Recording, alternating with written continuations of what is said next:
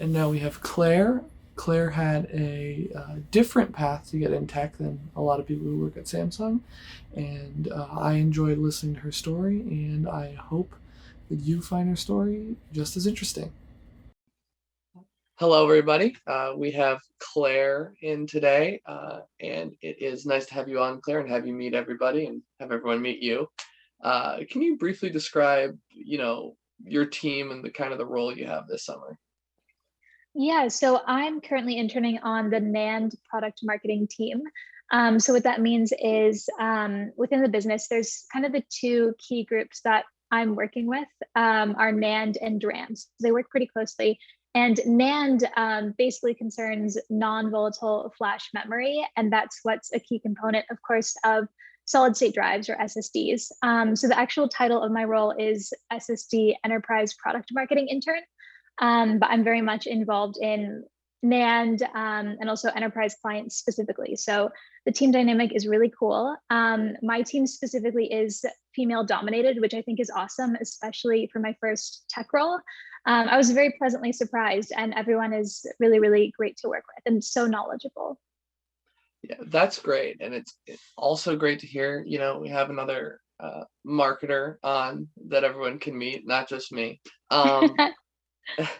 And you're studying international management at King's College in London, right? Yeah. And so, but where are you right now?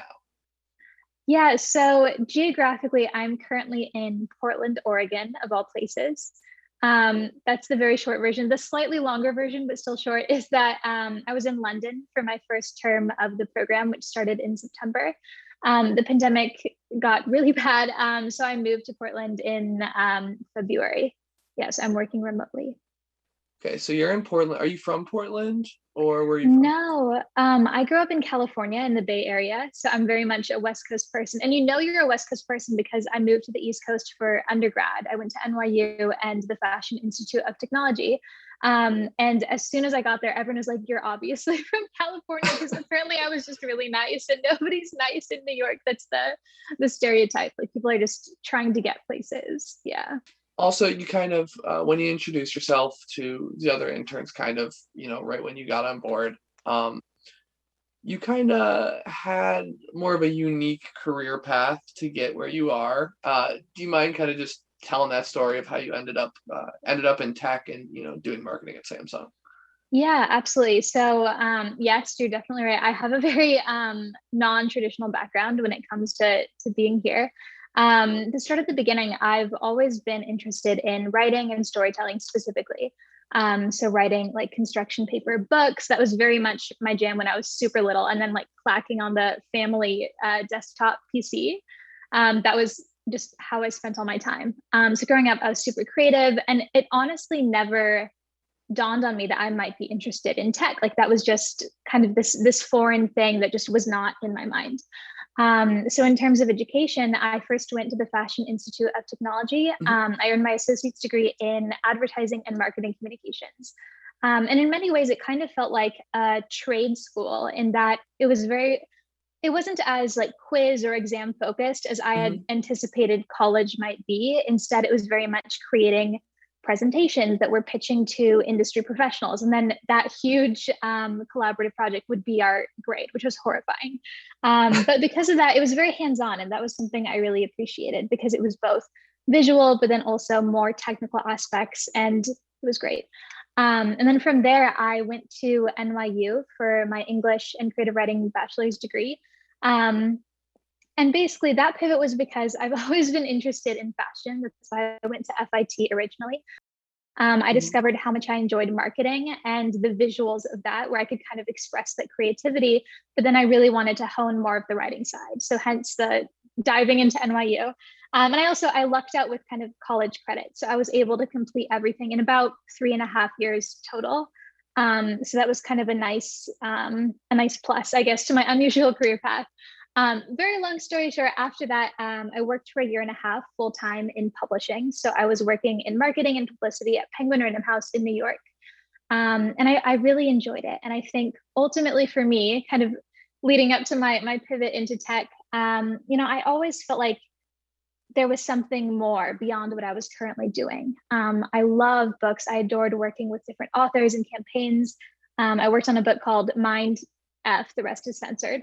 But it was about the Cambridge Analytica scandal, a nonfiction book. And that really opened my eyes to kind of big data and tech and the fact that, it's so ubiquitous. Like AI is ubiquitous. It's everywhere, even if you're just Googling something, if something is suggested to you, that's AI. And that was absurd to me. That blew my mind.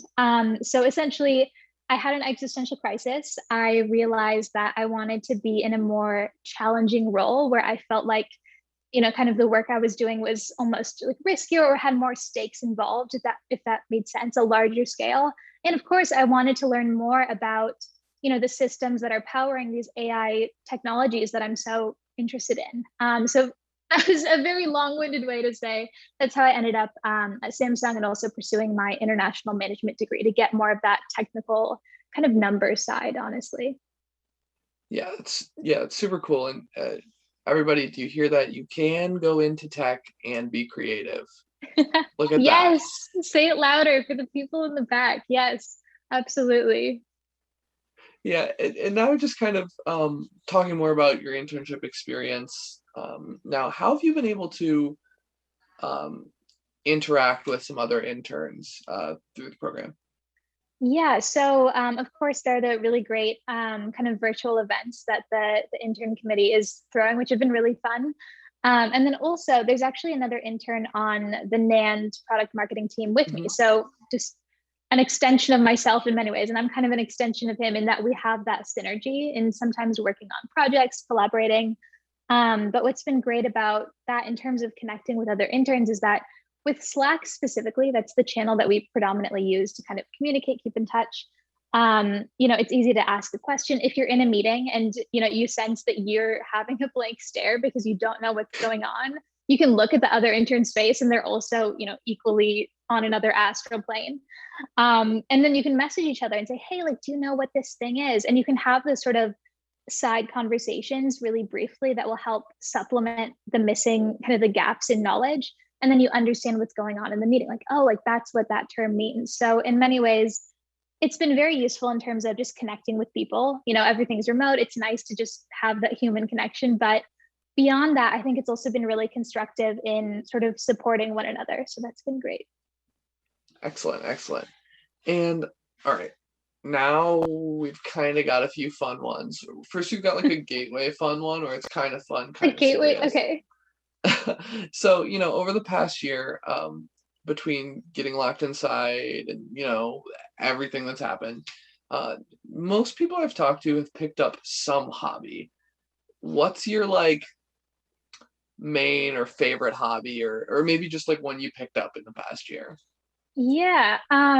Okay. I'm gonna cheat and do two, only because I don't think one really counts as a hobby, but it Yeah. consumes all of my time. So one of them is fostering dogs. I've always loved kind of animal rights or just kind of caring for animals. I grew up volunteering at the San Francisco Zoo. Hmm. So I've always just loved like small animals. So moving to Portland, especially having lived in cities forever, I realized I can finally foster a dog and like take it places and just emerge from my home with and like to have the time to take care of it, especially just in terms of logistics of working remotely. You have that kind of extra time from your commute. So I've been fostering a little Chihuahua mix named Ellie, and that's been great. She's an absolute nightmare in terms of training. I shouldn't sugarcoat it. It's been I've learned it's been an uphill battle, but I think it's just really rewarding. So that's one thing I've been doing. And then another is just I've always loved drawing, so I'm still keeping up with drawing, and that's kind of ramped up since quarantine and everything. That's very sweet and very cool. Thanks. And now for like purely some fun ones, if you could only eat one food for the rest of your life, what food would that be? Okay, one for the that's it, like breakfast, lunch, and dinner Like snacks. breakfast, lunch, dinner, snack, everything. Oof, okay, I think it would have to be avocado rolls. And by that I mean like zero. This is such an insult to sushi and Japanese cuisine. I was a vegetarian for a while, and during that Mhm. time I realized, I don't know what to eat that doesn't have meat, like creative things to eat. I can eat like carrots and things, but Yeah. I wanted to branch out. So once I was out having sushi and I realized maybe I could just get a vegetable ensconced in rice and seaweed, see how it is. I loved it, obsessed with it. So easily avocado rolls. I've never looked back at like sashimi, traditional sushi. It's just avocado rolls. All right, that's funny. And okay, if there was a movie or TV show, Netflix original made about you, who would play you in that? Who would be the actress that That's a represents? good question. I would really hope that it would be Matt Damon. And I say that because I realize that he's a man.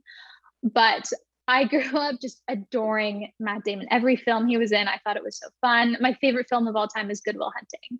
And I love that he played a hand in, writing it. And the story was incredible. So, in terms of, accuracy, in terms of, ethnic background, race, all of that, that's not accurate. But I feel like he could really do something cool with my life story and do it justice. So absolutely Matt Damon. All right, we've got the Claire Strickland story starring Matt Damon coming in Yes. theaters, coming to theaters soon. Uh, Amazing. and one last fun one. So, if you could turn the ocean into any liquid other than water, what liquid are you picking? And like you don't have to worry about the fish. Let's pretend the I was fish gonna ask. like Okay, the fish are adapt. fine. The fish are Okay, the fine. fish are They can okay. now live in whatever it is. Okay, the fish are thriving. It would what would it be? That's hard. Okay, I think either a Roy Rogers, which is just a nice way of saying a Diet Coke with grenadine in it. It's amazing. And then the other would be blue Powerade specifically, because anytime I'm sick or feel slightly under the weather, that drink, just the electrolytes perk me up, and I'm like, I'm a new woman, even though I'm still clearly sick. Just something. It's very comforting. So I would want a blue Powerade ocean or a Roy Rogers ocean. All right. Both of those are great choices. And I've been the interviewer the whole time, so let's kind of flip that around now. And you can ask me any question you want, and I'll answer. Okay. Um, all right. I want to know, especially being a publishing person at heart and a book person at heart, is there, okay, what is one book that you would say has really transformed maybe your perspective, a part of your life, just your life in some capacity, big or small? What has been a super powerful book for you that you've read? Okay, I have two answers. Mhm. Um, my first answer is is Unbroken. So it's about the track athlete, the Olympic track athlete. It's a nonfiction Mhm. biography. And basically he goes to these crazy things in World War II, and it kind of changed my perspective in the sense of like every time I'm kind of in a situation that I'm like, oh, I can't do this, or I feel like really defeated. I remember that like this Mhm. guy like survived on a boat with nothing to eat for like ever, and then also ran in the Olympics and flew a Oh plane, my and like God. I'm like, Yeah. hold on, I can do this, I can handle this. So that's kind of how I use that.